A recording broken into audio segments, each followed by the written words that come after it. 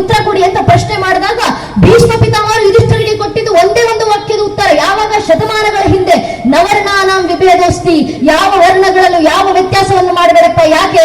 ಸರ್ವಂ ಬ್ರಹ್ಮ ವಿದಂ ಜಗತ್, ಬ್ರಹ್ಮನಿಂದಲೇ ಸೃಷ್ಟಿಯಾಗಿರುವಂತಹ ಸಮಸ್ತ ಮನುಕುಲ.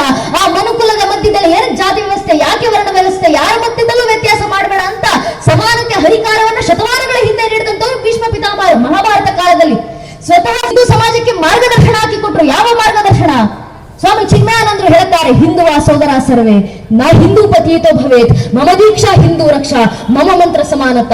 ಹಿಂದುವಾ ಸೋದರ ಸರ್ವೇ, ಹಿಂದೂಗಳೆಲ್ಲರೂ ಸೋದರರು. ನಾ ಹಿಂದೂ ಪತೀತೋ ಭವೇತ್, ಹಿಂದೂಗಳಲ್ಲಿ ಯಾರು ಪವಿತ್ರರು ಇಲ್ಲ ಅಪವಿತ್ರರು ಇಲ್ಲ. ಮಮ ದೀಕ್ಷಾ ಹಿಂದೂ ರಕ್ಷಾ, ನನ್ನ ಜೀವನದ ದೀಕ್ಷೆಯೇ ಹಿಂದುತ್ವದ ರಕ್ಷಣೆ. ಮಮ ಮಂತ್ರ ಸಮಾನತ, ನಮ್ಮ ಕಣ್ಣು ಮುಂದೆ ಕಣ್ಣು ತೆರೆದಂತ ನೂರಾರು ಮತಪಂಥಗಳು ಕಣ್ಮರೆ ಆದ್ವು. ಆದ್ರೆ ನಮ್ಮ ಸನಾತನ ಧರ್ಮದ ಮೇಲೆ 40-50 1,000ಕ್ಕೂ ಹೆಚ್ಚು ವರ್ಷಗಳ ಕಾಲ ನಿರಂತರ ದಾಳಿ ಆಯ್ತಲ್ಲ. ಮತ್ತೆ 1,000ಕ್ಕೂ ಹೆಚ್ಚು ವರ್ಷಗಳ ಕಾಲ ನಮ್ಮಲ್ಲಿ ದಾಳಿ ಮಾಡಿದವರು 1-2 ಜನಾಂಗದವರಲ್ಲ, ಎಷ್ಟು ಜನಾಂಗಗಳ ದಾಳಿ ಮಾಡಿದ್ವು. ಮೊಘಲರು ಬಂದ್ರು, ತುರ್ಕರು ಬಂದ್ರು, ಅರಬ್ಬರು ಬಂದ್ರು, ಅಫ್ಘಾನರು ಬಂದ್ರು, ಪೋರ್ಚುಗೀಸರು ಬಂದ್ರು, ಡಚ್ಚರು ಬಂದ್ರು, ಫ್ರೆಂಚರು ಬಂದ್ರು, ಇಂಗ್ಲಿಷರು ಬಂದ್ರು, ಶಕರು ಬಂದ್ರು, ಹೂಣರು ಬಂದ್ರು. ಇವರೆಲ್ಲರೂ ಬಂದು ನಮ್ಮ ಮೇಲೆ ದಾಳಿ ಮಾಡಿದ ನಂತರವೂ ಇವತ್ತಿಗೂ ಹಿಂದೂ ಸಮಾಜ ಉಳ್ಕೊಂಡಿದೆ. ಹಿಂದೂಗಳು ಹಿಂದೂಗಳಾಗಿ ಜೀವಂತವಾಗಿದ್ದೀವಿ.